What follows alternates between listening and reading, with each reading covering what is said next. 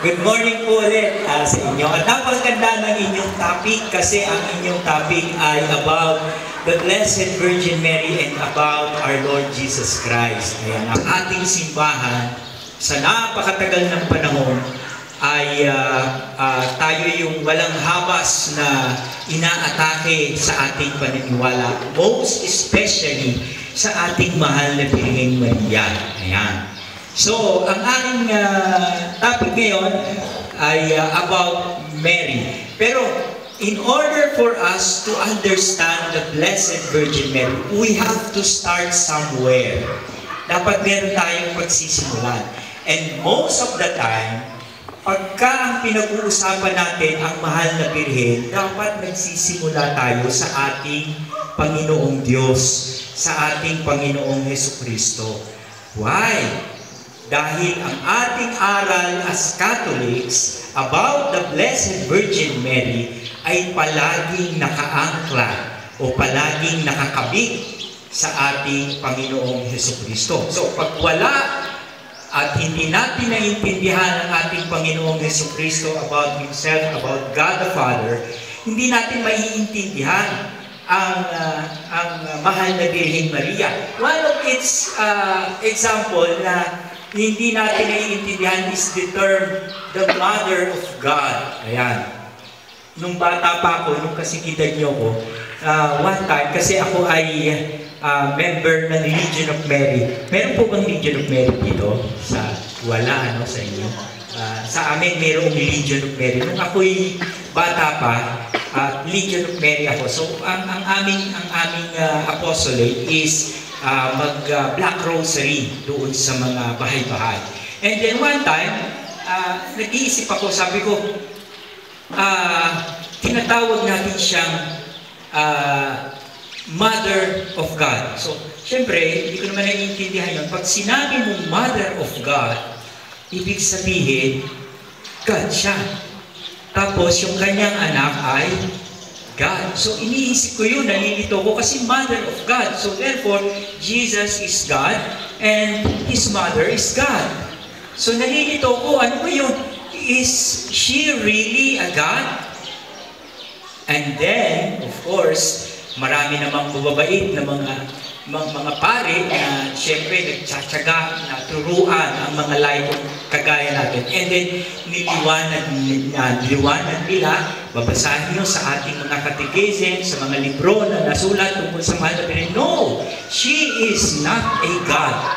Siya ay ina ng ating Panginoong Jesus na Diyos. Hindi naman necessary pag sinabi mong ina ng Diyos. Example, ikaw ay teacher at ikaw, ang nanay mo ay ikaw ay teacher. Ano ang tawag sa nanay mo? Ina ng teacher. Ibig ba sabihin, teacher na agad yung nanay mo? No, ikaw kasi yung teacher at siya hindi. So, ganoon din sa mahal na Birhen, tinatawag siyang Mother of God. It does not mean na siya ay Diyos, kung hindi yung kanyang anak ang Diyos. Kaya, so pag-uusapan natin yan, binigyan ko lang kayo ng example ng nakalilito sa akin noong ako'y nagsisimula pa lang sa paglilingkod. So, pagsimula natin yung ating pag-uusap tungkol doon sa Diyos. Ang Diyos ang may likha ng lahat ng bagay. Diba? Lahat ng nakikita natin ito, maganda kasi first time akong nakatungtong sa Mountain Province. First time, hanggang Baguio lang ako, tapos bumabalik na ako sa Isabela, sa Cagayan, nakarating ako. Pero first time ako nakarating dito. So, everything was created by God. At nakita natin, hindi na immeasurable yung power ng Diyos. Kung makikita niyo yung mga bundok, yung mga bundok like that, kung iisipin niyo, the mountain is so great na dapat ang gumawa niya is greater than the mountain. Di ba? Yung ibon nakakalipad, yung araw sumisikip. Therefore, yung gumawa sa kanya is greater than those whom He created. So makikita mo, ganun yung Diyos. And then, there is no impossible with God. So, dahil ang Diyos ay hindi natin kayang arugin, although from time to time, He reveals Himself. Maraming paraan siyang ginawa para ipakilala niya sa atin ang ating sarili. Ang hindi natin maiaalis at hindi maiaalis ng kahit na sino mang tao na ang Birheng Maria ay isa sa kanyang mga perfect creation. Isa sa mga perfect creation ng ating Panginoon Diyos, ang mahal na Birheng Maria. Why? Because kung makikita natin ang plano ng Diyos, mayroon siyang ginawa para sa atin na hindi natin kayang gawin. So kailangan mayroon siyang italaga na isa na tutupad noon. So dahan-dahanin natin. Para makilala natin ang mahal na Birhen, ang sabi nga nila, ang sabi ng ating catechism na a person discloses himself in his actions. And better we know the person, the better we understand his action.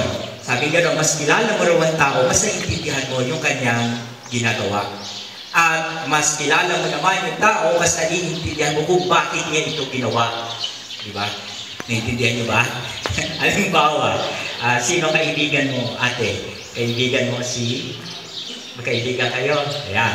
Magkaibigan kayo. Magkakaintindihan kayo. Halimbawa, si ate masungit, naiintindihan mo yung pangalan mo. Amaya. Di ba ikaw yun doon sa, si Amaya. Ikaw si Daisy. Casey. Ayan. Ang pangalan artista pareho yan. Si Amaya at si Casey. Si Amaya, naiintindihan niya si Casey at si Casey naiintindihan niya kasi magkakilala silang dalawa. So kung si Amaya ay masungit, naiintindihan ni Casey. Bakit? Kasi kaibigan niya at kilala niya. The more you know the person, the more you understand his actions. Diba? Naiintindihan mo kasi kaibigan mo. Pero kung hindi mo kakilala, for example, hindi mo siya kakilala, hindi mo siya maintindihan, ang sungit naman niya.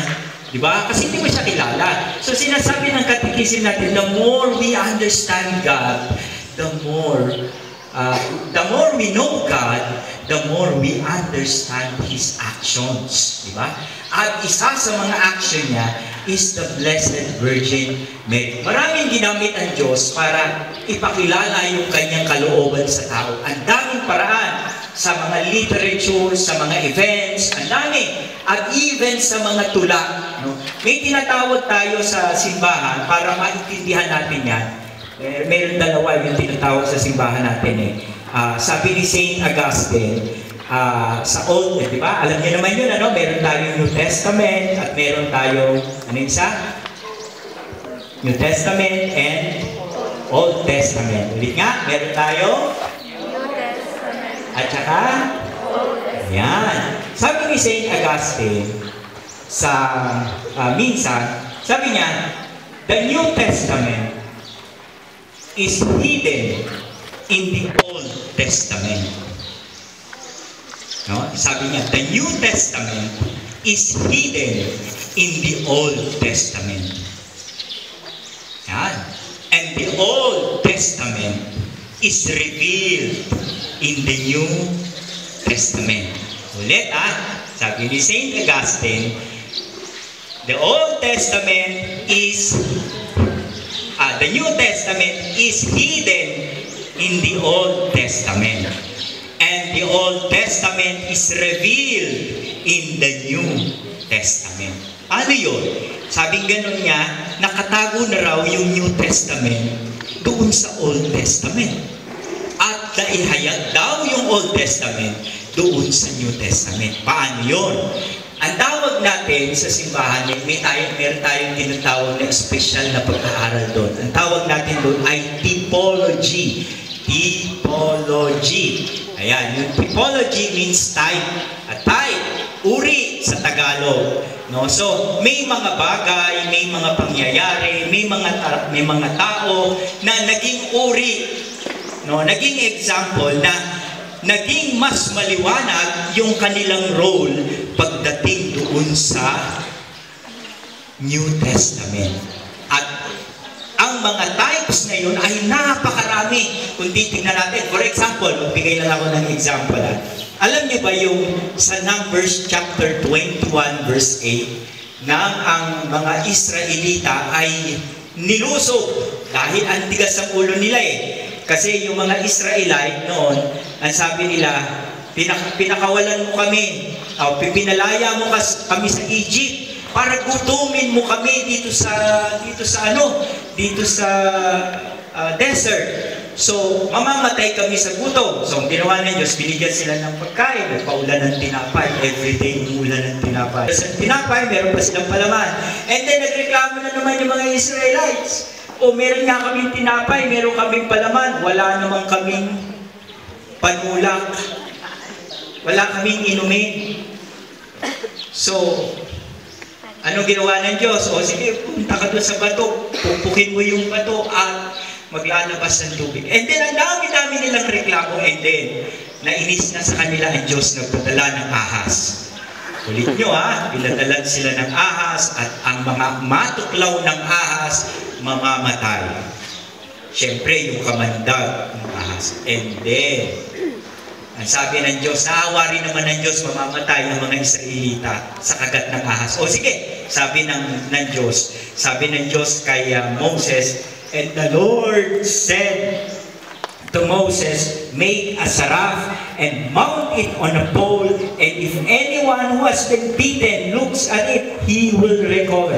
Sabi nga, gumawa ka ng isang ahas, ipatong mo sa ibabaw ng tigin o pole, and then bawat tumingin sa kanya, kung sa ahas, hindi mamamatay. Lahat ng mga natuklaw, hindi mamamatay.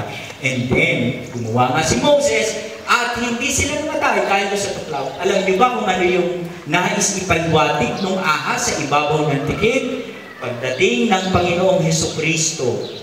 Ayan. Sinabi niya, sinabi ng ating Panginoong Hesukristo, si John chapter 3 verse 14, and just as Moses lifted up the serpent in the desert, so must the Son of Man be lifted up. Tawag dyan ay typology. So, nai-explain ng Panginoon yung ahas na ginawa doon sa Old Testament. Ang ipinahihiwatig noon ay ako. Ayan. So, sa Old Testament, maraming ipinahiwatig ang Diyos para ipaliwanag niya yung kanyang mensahe pagdating sa New Testament. And what about the Blessed Virgin Mary? Ano yung mga typologies? Sabi nga natin kanina, Diyos gumagawa ng gumagamit ng mga bagay, lalo na sa literature. At isa sa mga pinakamagandang ginamit niya ay ang mga tula. Alam niyo tayong mga tao, ang hilig natin sa beauty pageant. Di ba? Beauty pageant. Sino na rito nakasali sa mga Miss, anong tawag dito sa inyo? May taas ng kamay si ate, Miss. Ikaw. Miss, ano ang tawag dito? Meron bang pageant dito sa inyo? Beauty pageant? Wala. Sa school, di ba may muse? Meron din, mahilig kasi tayo hindi lang naman Pinoy. Kung hindi ang tao mahilig sa beauty pageant, talaga, di ba? Sa local, Miss Munisipyo, ayan, di ba? Hahanap ng pinakamaganda doon sa munisipyo, lalagyan ng corona, yung pinakamaganda. Pagkatapos sa national, ano tawag natin sa beauty pageant? Miss Philippines, di ba? Miss Philippines. Tapos sasabihin natin, lakihan natin ng konti, huwag lang sa Pilipinas, gawin natin sa mundo. Ano tawag? Miss. Mundo lang Miss World. Ayan, para siya yung pinakamaganda sa buong mundo. Sabi ng mga organizer, hindi lang siya sa buong mundo pinakamaganda. Dapat pinakamaganda siya sa labas, sa universe. Kaya, nagkaroon ng Miss Universe. Ayan. Iniintay ko magkaroon ng Miss Black Hole. Alam niyo yung black hole? Hindi pa sila nag-organize regarding Miss Black Hole. Ayan. Mahilig kasi tayo maghanap ng maganda at yung pinakamagandang babae sa lahat sa balat ng lupa. Ngayon, ginaya na ng mga lalaki. Meron na rin mga lalaki, di ba? Mr. Ano ba? Ano ba yun? Mr. Pogi. Ayun. Pogi lang. No? Wala, yun lang. So, mahilig tayong maghanap ng pinakamagandang babae sa balat ng lupa. Alam ba ninyo, nasa Bible, mayroon din pinakamagandang babae sa balat ng lupa. Basahin natin, basahin natin. Sabi rito, sa Song of Songs, sa chapter 6, sabi rito, saan nagpunta ang iyong mahal? Pinakamagandang babae. Saan napagawi ang iyong mahal para tulungan ka sa paghahanap sa kanya. Kinausap ng ibang tao yung babae. Ang tawag nila ron sa babae, pinakamagandang babae. Sabi nila, nasaan ang iyong mahal? Sabi niya, para tulungan ka namin, para hanapin yung pinakamagandang babae ito. Ayan. So sa Bible pala, meron ding tinutukoy na pinakamagandang babae.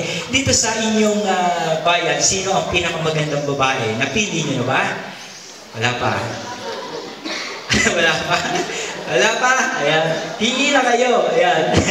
Bakit naman sinabi nila na pinakamagandang babae ito? Bakit sinabi dito sa Song of Songs na pinakamagandang babae itong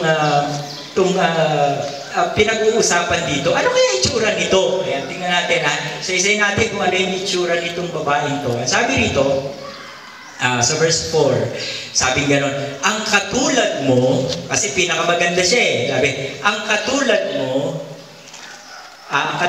ng Jerusalem, ang gandang tinataglay, tila tirsang may pang-akit ang iyong kagandahan. Ang sabi, yung pinakamagandang babae, kagaya raw ng Jerusalem. Kagaya ng Tirsa. Wala tayong idea doon. Kasi, kasing ganda raw ng Jerusalem. Alam natin ang Jerusalem ay City of David. At yung Jerusalem, ang meaning ng name na Jerusalem ay Foundation of Peace. Foundation of Peace. Yung Tirsa, yung isa sa mga anak ni Manase, no, hindi natin alam, pero isa rin siyang city, no, yung Tirsa. But pag tinignan nyo, ano ba yung meaning nitong dalawang ito? Yung Tirsa means kalugod-lugod. Yun daw babae, kagaya ng Tirsa, ibig sabihin, kagaya ng kalugod-lugod.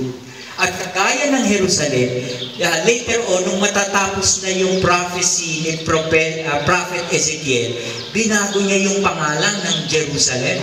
Ang sabi ni Prophet Ezekiel, basahin natin sa Ezekiel chapter 48:35, ang sabi niya, nung tinitipid niya na yung malinis na Jerusalem, yung walang kasalanang Jerusalem, ang sabi ni Prophet Ezekiel, ang sukat ng paligid ng lungsod ay 9,000 na kilometro.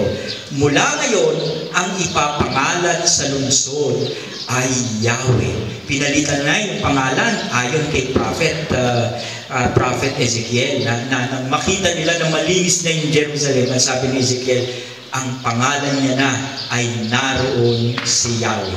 Mas malinaw na sabihin, the Lord is with you. Ayun, nasa iyo ang Panginoon. So, sa dalawang pangalan, meron kang makikitang Jerusalem means the Lord is with you. Tirsa means kalugod-lugod. Diba? Kalugod-lugod, mamaya babasahin natin yung kalugod-lugod na yun. Yan. Ano yung itsura nung babae? Ayan, tuloy natin yung basa. Tuloy lang natin. Sabi ganon, kagaya niya ang Tirsa, kagaya niya ang Jerusalem. Ayan. Tuloy natin ang basa. Sa verse 5. Ayan. Ayan.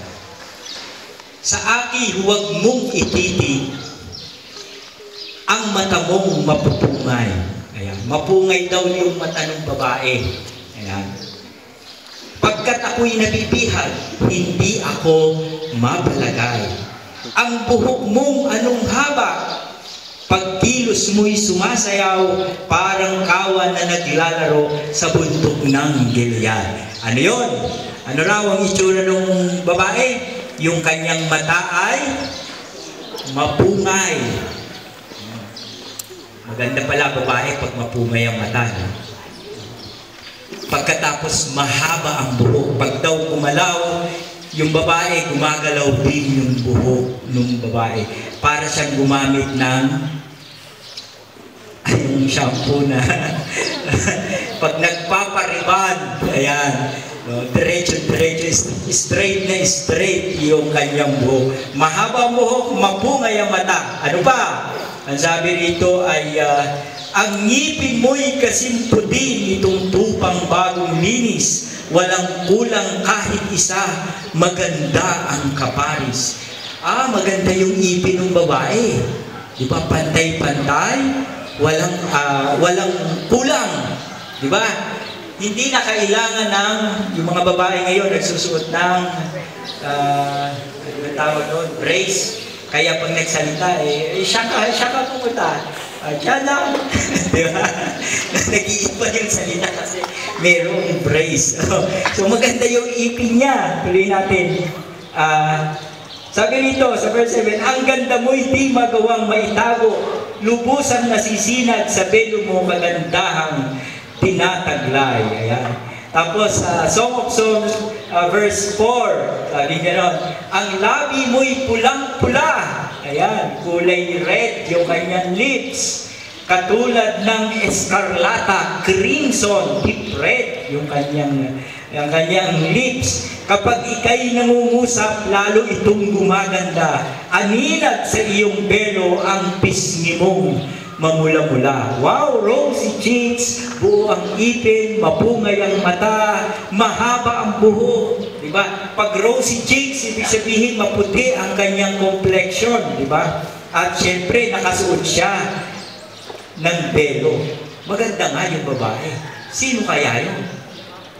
Yung babae na yun, tinutukoy, kalugod-lugod. Sumasa kanya ang Panginoon. Ayun. Tapos, ang sabi rito saan ba tayo? Ayan. Ayan. Sabi rito, ang liig mo'y upod kinis. Yun daw kanyang liig, makinis.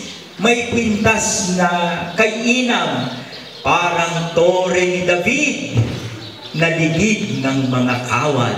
Narinig niyo na ba yung tore ni David? Hindi pa, no? Hindi kayo nagdadasal ng rosary? Ayan, narinig niyo yung tore ni David pag nag-pray kayo ng litany of the saints. Ang sabi rito, yung babae raw, yung liig parang tore ni David. Ibig sabihin, handa itong i-depensa yung kanyang sarili. Kasi yung tore noon ginagawa para watch siya yung ano bang tawag natin dito? Siya yung napakaganda kagaya ng Tirsa at Jerusalem. Siya ay may matang mapungay. Siya ay may mahabang buhok. Yung leeg niya pulang-pula. Yung leeg ay yung labi niya pulang-pula. Yung leeg niya parang tore ni David. Sabi gano'n. Bukod tangi, ang sabi sa verse 9. Bukod tangi ang aking kalapati, ang walang kapintasan, pure, walang kapintasan, ang nag-iisang anak at paborito ng kanyang ina. Tinawag siyang pinagpala ng mga dalaga at pinuri ng mga reyna at mga asawang alipin. Yun daw yung babae. Sino yun? Yung nagsusulat, pinanong din kung sino yung babae yun. Wala siyang idea, sino ba yung babae yun? Ano ba yung itsura ng babae? Ang sabi rito, nung nagsulat mismo, sino itong dumarating tulad ng bukang liwayway, marikit na tulad ng buwan, maningning na parang araw, at kamangha-mangha tulad ng mga hukbong may bandilang taglay. Maganda yung babae kasi ganda siya ng araw. Maganda yung babae kasi ganda siya ng buwan. At maningning yung babae. Sino kaya yung babae? Although, nagtatanong din yung nagsusulat, sino ito? Pero dalawang bagay ang alam natin dito sa babae na kayang gawin. Yung babae, pinakamaganda sa lahat. Pangalawa, yung babae, handa na makipaglaban. Bakit? Sabi ganon, kagaya niya ay hukbong, may mga bandilang taglay. Mayroon lang isang babae na tinutukoy ang Bible na ganyan ang kayang gawin. Maganda, ngunit handang makipaglaban sa masama. Sino yun? Ayun, babalik pa tayo ulit ng konti sa Genesis chapter 3, verse 15. Ito ang sabi ng Diyos, pagkakagalitin ko kayo, ikaw at ang babae, ang iyong supling at ang kanyang supling. Tuturugin ito ang ulo mo at tutuklawin ang kanyang sako. Yung babae na tinutukoy dito ay makikipag-away doon sa ahas. Alam naman natin kung sino yung ahas. Yung ahas ay ang masama. Pag tinignan natin maigi, yung tinutukoy dito, sabi dito, gamitin nga natin yung ginagamit natin sa simbahan malimit. Kayo ng babae aking pag-aawayin, binhi mo't binhi niya'y lagi kong paglalabanin. Ang binhi niya ang dudurog sa ulo, sa iyong ulo at sa sakong niya'y ikaw ang tutuklaw. Tatlo yung binabanggit doon, yung babae, yung ahas, at saka yung binhi. Mag-aaway yung dalawa, yung babae at saka yung ahas. Tutuklawin nung ahas yung sakong ng babae, yung binhi, durugin naman ng sakong yung ulo ng ahas. Pag sinabi mong dinurog mo yung ulo, pinatay mo na yung ahas. Bakit? Kasi nandun yung kamandag niya, nandun yung kapangyarihan niya doon sa ulo. At yung babae, makikipaglaban sa ahas. Kung yung ahas ay sumisimbolo sa kasalanan, hindi po pwedeng makipag-away yung babae doon sa ahas kung yung babae ay alipin ng ahas. Bakit? Kasi may kamandag na siya ng ahas. Isang kamandag lang ng ahas, isang tuklaw lang ng ahas, talo agad yung babae. Bakit? Kasi nakamandagan na siya ng ahas. Bakit? Kasi yung isang patak ng kamandag, kaya kang patayin. Kaya sabi ni St. Paul sa chapter 15, verse 55 ng kanyang letter sa mga taga-Corinthians, ang sabi diyan o nasaan, o kamatayan, ang iyong tagumpay, o kamatayan, ang iyong kamandag. Hindi po pwede makamandagan yung babae. Bakit? Kasi konti lang nakamandag, patay yung babae. Ibig sabihin, yung tinutukoy dito sa Genesis 3:15, yung babae hindi nahawahan ng kamandag ng ahas. Ibig sabihin, walang kasalanan yung babae. Bakit? Kaya niyang makipaglaban doon sa ahas. Diba? Kaya niya makipaglaban sa ahas. Pangalawa, yung babae ay may pinhi. Teka muna, pag inisip natin ng konti, sino ba ang may pinhi? Yung lalaki o yung babae? Sino ba may pinhi? Yung lalaki o yung babae? Sige, isip. Sino ang may pinhi? Yung lalaki o yung babae? Ha? Kasi baka tinutulugan niyo ako dito. Sino yung may pinhi? Yung lalaki o yung babae? Ha? Yung lalaki. Yan. Tama, ano? Yung may pinhi yung lalaki. Pero ang sabi ko sa verse, ang binhi mo, binhi niya. Yung babae may binhi. Why imposible yun? Na magkaroon ng binhi yung babae. Di ba sabi, ang binhi mo, binhi niya. Ibig sabihin, may binhi itong babae na hindi kailangan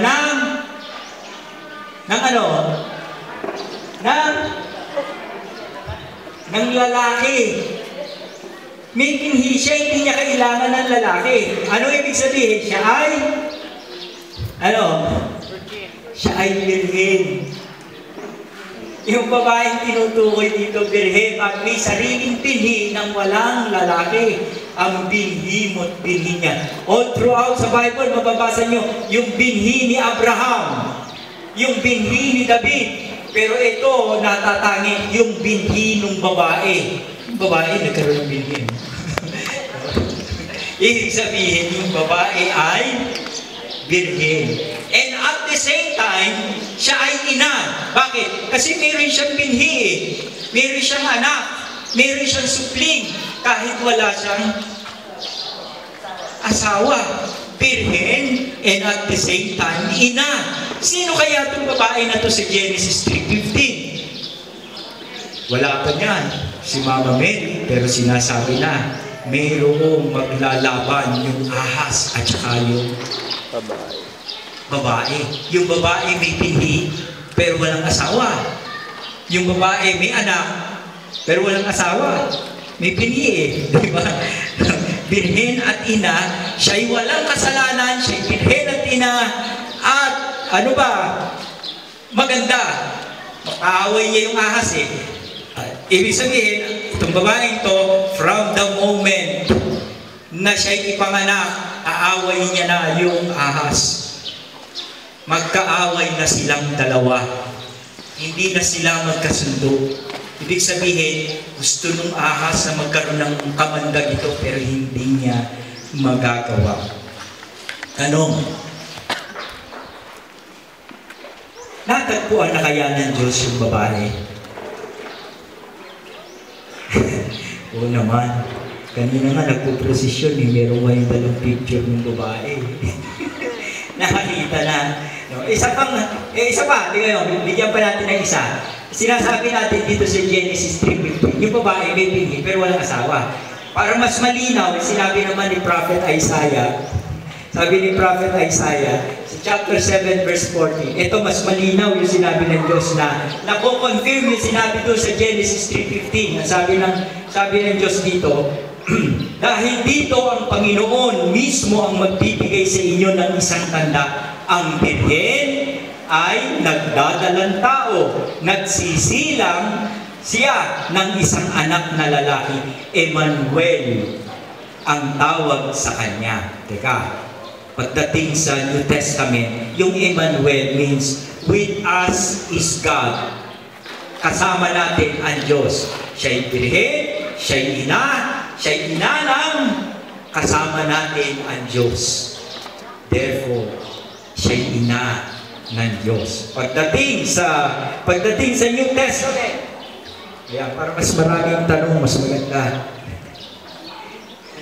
Mas maraming tanong. Pagdating sa New Testament, sinabi na natupad, sabi ni St. Matthew, chapter 1, verse 22, nangyari ang lahat ng ito para matupad ang sinabi ng Panginoon sa pamamagitan ng propeta. Maglilihi ang birhen at magsisilang ng isang sanggol na lalaki at tatawagin nila siyang Emmanuel, na ang ibig sabihin, nasa atin ang Diyos. Yung ina, yung babae, yung pinakamaganda sa lahat ng babae.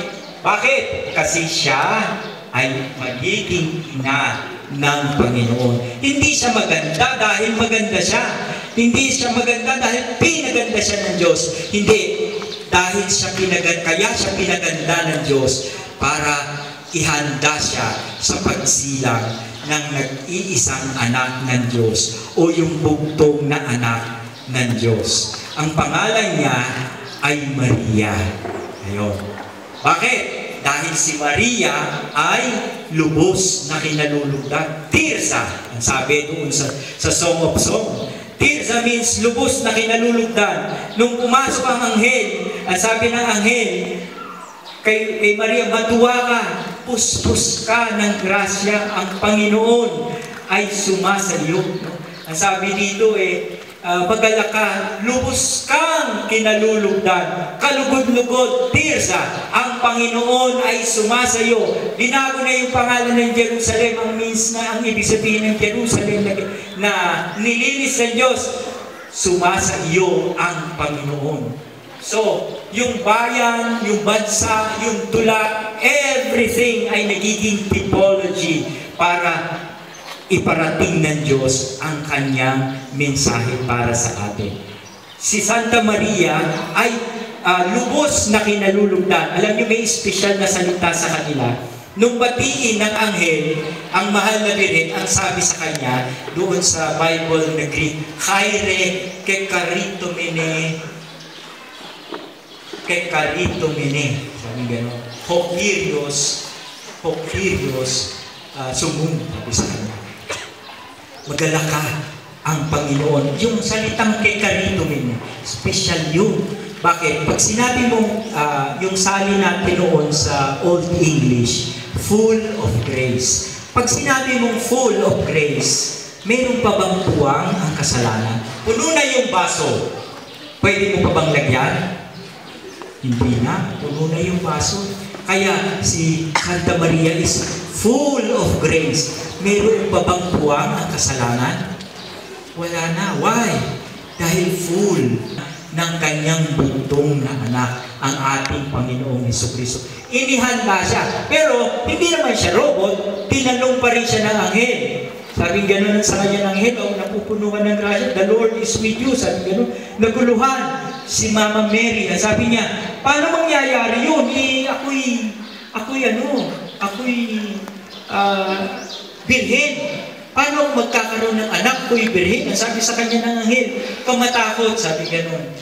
Kalugod-lugod ka sa Diyos. Makinig ka, sabi sa kanya. Ikaw ay maglilihi at manganganak ng isang lalaki at pangangalanan siyang Jesus. Magiging dakila siya. Anak ng kataas-taasan Diyos. Ibibigay sa kanya ng Panginoon Diyos ang trono ng kanyang amang si David. Etc. etc. And naniwala si Santa Maria sa salita ng anghel. Kung mapapansin nyo si Eva doon sa Old Testament, kinausap din ng dating anghel. At naniwala siya sa salita ng dating anghel. Sabi gano'n, di ba sabi ng Diyos, hindi kayo mamamatay pag kumain kayo. O naniwala siya, dinagdagan niya pa yung sinabi ng anghel. At ito, si Santa Maria, naniwala rin siya. Kung si Eva ay naniwala sa salita ng kasinungalingan, si Santa Maria ay naniwala sa salita ng katotohanan. Siya ang naging ina. O Kyrios Metasu, ang Panginoon ay sumasayo. Sabi gano'n, kasama mo na ang Diyos. Hindi pa, alam yun, sinabi yung sumasayo ang Panginoon, hindi pa sinasabi ng anghel na ang Panginoon, na ikaw ay maglilihi at magdadalang tao. Mga anak na isang lalaki, hindi pa sinasabi yun. Nang batiin pa lang siya, sabi sa kanya, magalak ka, ikaw ay, ang Panginoon ay sumasayo. Sabi gano'n sa kanya. Ang Panginoon ay sumasayo, magalak ka. Ibig sabihin, from the moment, kasama na niya ang Panginoon. Talagang ang grasya ng Diyos from the moment of her conception. Kasama na niya ang Diyos. Ngayon, mayroong 4 tayong importanteng tandaan patungkol sa ating pananampalataya sa mahal na Birheng Maria. Una, 4 yan. Ang ating opisyal na doktrina o ang tinatawag natin dogma ay 4. Dapat nating paniwalaan. Dapat lahat ng binyagan ay sumasampalataya sa 4 na dogma ng mahal na Birhen. 4 lang yan. Ano ang dogma? Yun muna, bago ko sabihin. Ang dogma ay yung deklarasyon, number 1, ng simbahan. Pangalawa, dinideklara nila na ito ay ipinahayag ng Diyos. Ipinahayag. Ibig sabihin, dapat paniwalaan natin kapag kapahayagan ng Diyos. Pangatlo, sabi ni Pope Benedict, ang dogma ay ang infallible exegesis of the Church of the Sacred Scripture. Yung hindi magkakamaling eksplanasyon ng simbahan sa banal na kasulatan. Kaya dapat natin paniwalaan. Ano ang 4 na importante nating paniwalaan tungkol sa mahal na Birhen? Una, si Santa Maria ay ina ng Diyos. Yan ang pinakapundasyon ng lahat, nung 3 pa.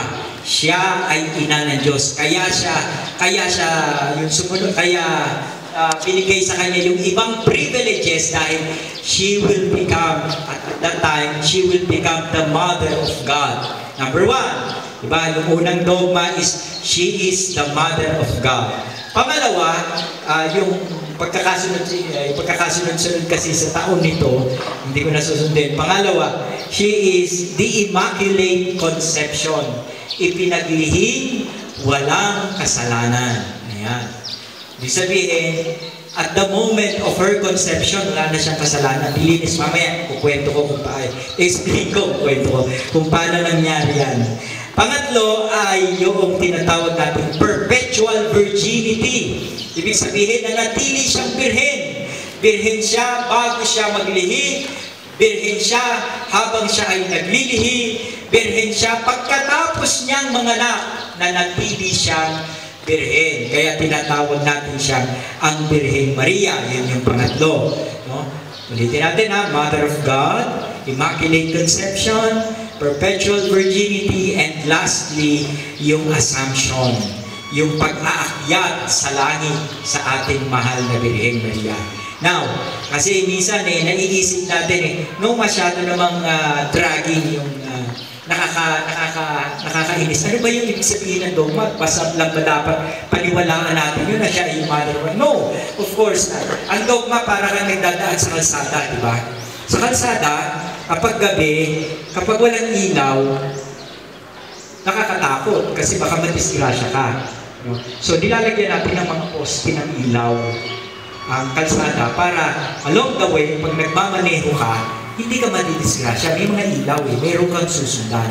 So, yung dogmas of the church, parang ganoon po yun.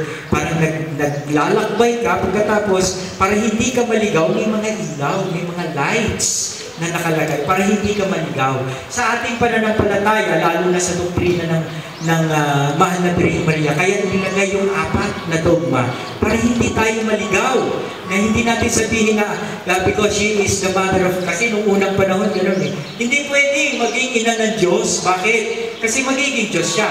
Hindi naman sa kanya galing yung pagka-Diyos. Diba? Nung magkatawan tao, ang anak ng Diyos, ayun, yung buong-buo niyang sarili, inialay niya sa Diyos, maganap nawa sa akin, ayon sa wika mo, sabi niya. Kaya, siya ay nagbuntis, nagsilang ng anak ng Diyos. Therefore, siya ang ina ng Diyos. Alam nyo, pag nakakausap kayo, yun ang aming forte. Mahilig kaming makipag-usap sa mga non-Catholics. At minsan, kadalasan nagtatanong sila sa atin ng mga bagay na wala namang mababasa sa Bible. For example, sasabihin nila, saan mo mababasa na si Santa Maria ina ng Diyos? Yan ang tanong nila kung ikaw ang Katoliko, pag tinanong ka nun, saan mo mababasa na ina ng Diyos si Santa Maria? May mababasa ka ba?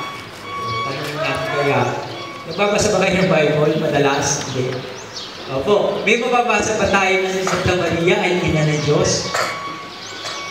Wala ako, Kasi madalas silang tanongin yung hindi natin mababasa. Kadalasan gano'n sila, hindi natin mababasa, kaya yun ang itatanong nila. Kaya dapat gano'n din ang gawin natin. Di magtanong din tayo ng hindi nila mababasa. O ano yung tanong na hindi nila mababasa?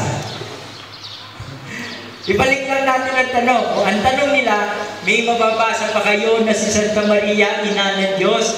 Ibalik nyo yung tanong. Balik nila yung tanong.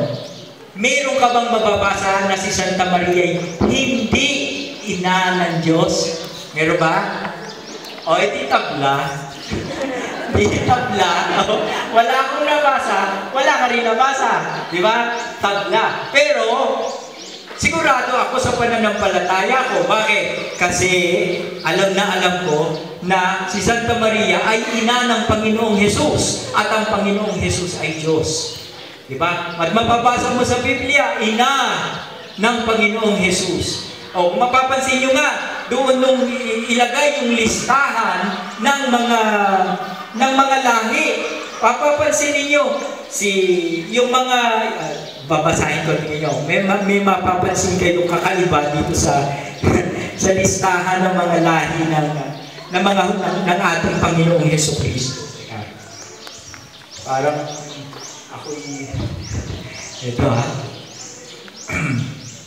nang ibigay po yung listahan ng mga lahi, ang kapansin-pansin ay lahat ng mga pangalan ay ang ginamit ay Ama. Tingnan nyo ang gamitin natin yung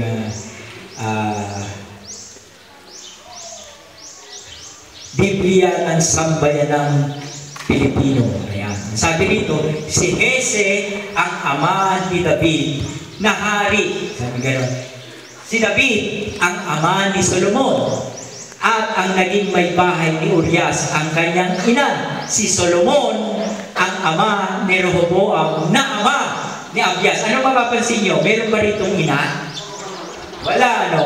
Lahat, puro tatay, puro ama. Yung ama ni Solomon, yung ama ni David, ama ni Asa, yung ama ni Josaphat. Lahat ito puro ama. Pero pagdating dito, sa huling-huli, pagdating sa Panginoong Jesus, ito na ang sabi, si Jacob ang ama ni Jose, ang asawa ni Maria na siyang pinagmulan ni Jesus. Hindi nagmula si Jesus noon sa lahi ng mga tatay. Ang sabi, at si Jose, ang asawa ni Maria na siyang pinagmulan ni Jesus. Ibig sabihin, ang dito sa magandang balita iniba nila sabi, si Maria, ang ina ni Jesus, ang tinatawag na Kristo. Ibig sabihin, wala nga siya doon sa lahi na galing siya doon sa kanyang tatay. Solo siya. Siya ang ina. Siya yung binhi ng babae. Di ba? Na walang lalaki. Birhing ina. So, siya ang ina ng Diyos. Kadalasan gano'n sila. O, tatandaan niyo po yun. Pag nagtanong sila ng isang verse sa Bible na alam niyong wala namang nakasulat, baliktarin niyo lang yung tanong. Pag pinaliktad niyo yung tanong, wala rin silang mababasa. Quiz lang. Pero, pag pinag-aralan niyo, talagang ina ng Diyos, si Santa Maria. Pero teka, pinaglihing walang kasalanan.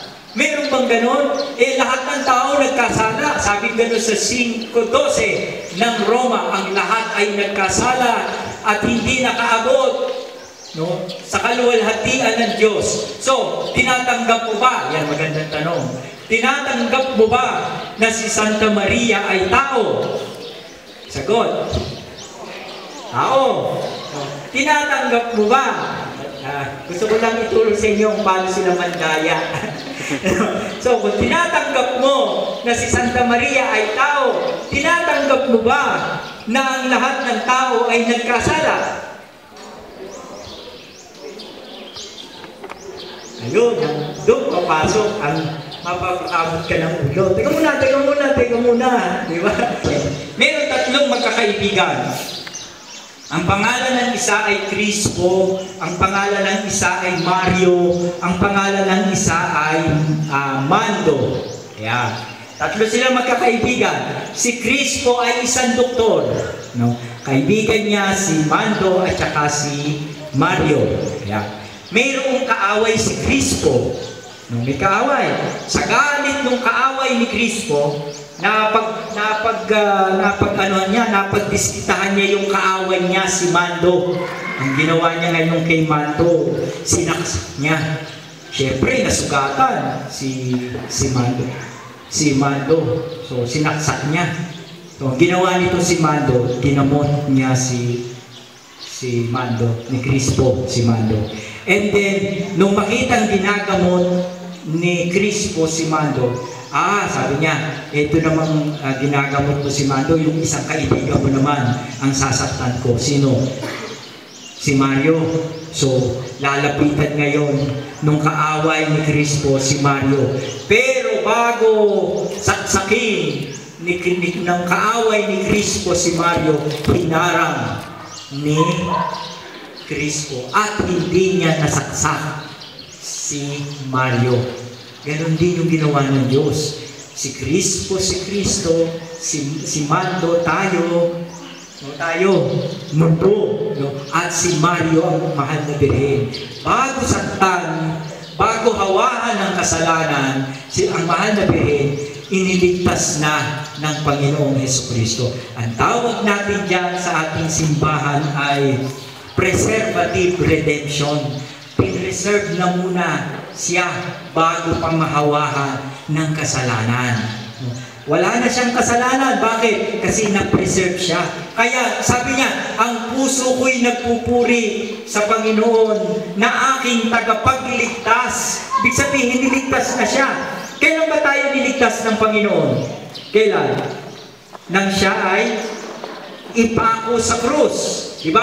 Pero ang sabi ng mahal na Birhen, nailigtas na siya. Eh, hindi pa nga naipapanganak ang Panginoon. Therefore, kailan siya iniligtas? Kailan siya iniligtas? Ay, nagdebate ang simbahan dyan noon. Mahabang debate ang nangyari sa simbahan. Sabi gano'n, ang mahal na Birhen ay walang kasalanan nung nandoon na siya sa tiyan ng nanay niya, ni Santa Maria, ni Santa Ana. No? Andun na siya, nilinis siya ng Diyos. Eh di meron pa rin kasalanan. Bakit? Kasi ang tawag natin doon, original sin, ay nahahawa yan sa birth. No? Doon sa nanay. No. O paano yan? So nagdebate hanggang sa mayroong isang magaling na santo. Miski si St. Thomas of Aquinas, ang sabi niya, nandun na sa tiyan ng nilinis ng Diyos. Pero si John Duns Scotus, isang Franciscano, sabi niya, hindi. At the moment of her conception, nung aktong ipaglilihi siya nung kanyang nanay, na si Santa Ana, ipinreserve na siya ng Diyos. Kaya ang tawag doon ay preservative redemption.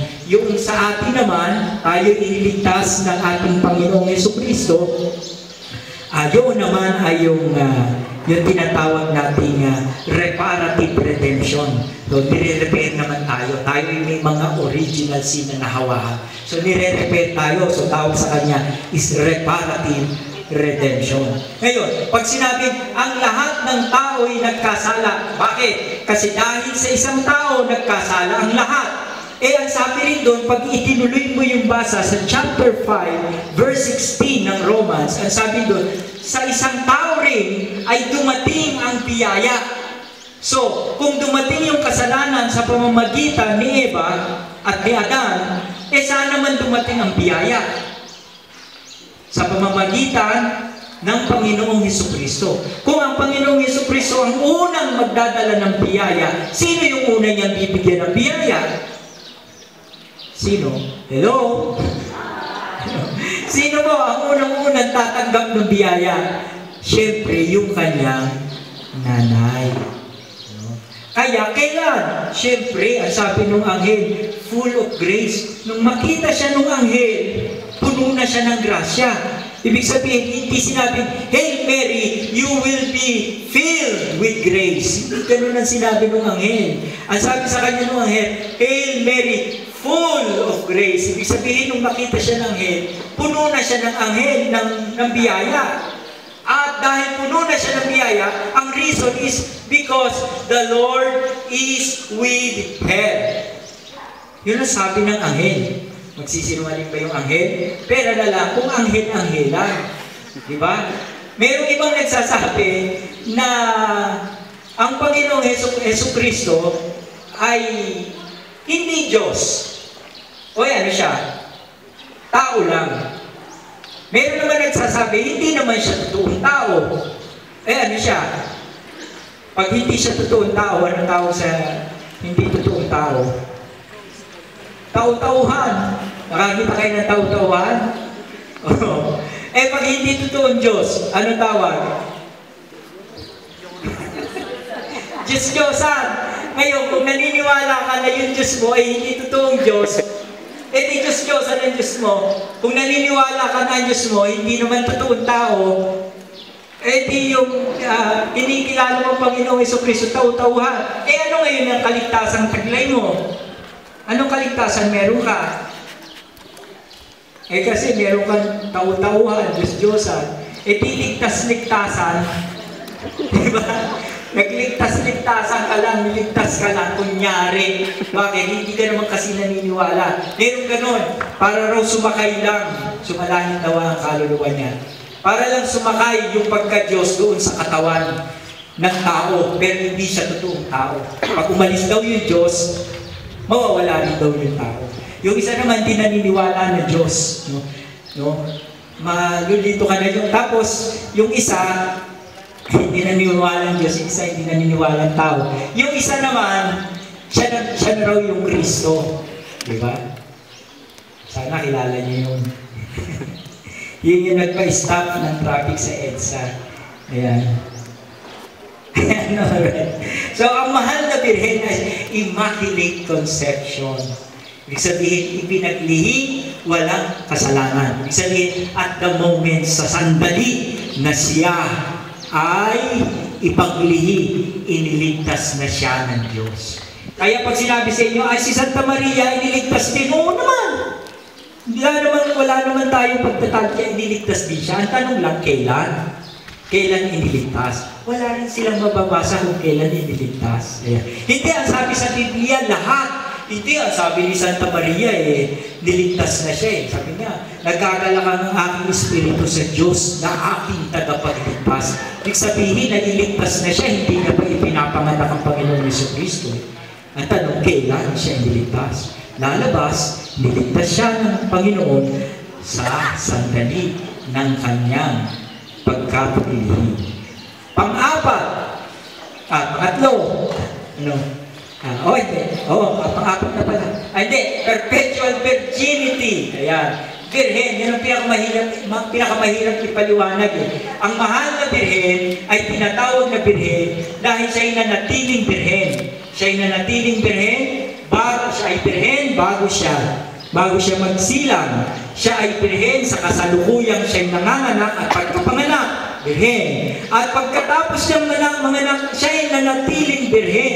Sino rito ang mayroong gustong manatiling birhen habang buhay? Taas kamay. Taas. Wala. Ako lang.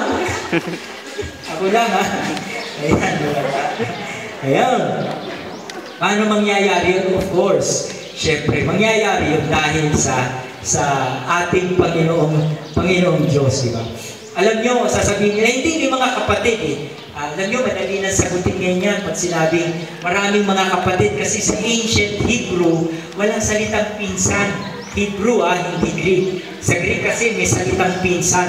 Pero sa Hebrew, walang pinsan. Lahat kapatid. Yung kapatid ng tiyahin, yung anak ng tiyahin mo, kapatid ang tawag mo. Yung tiyahin mo mismo, kapatid ang tawag mo. Lahat ng kamag-anak mo, ang tawag sa kanila, kapatid. So wala silang salitang espesyal para sa salitang pinsan.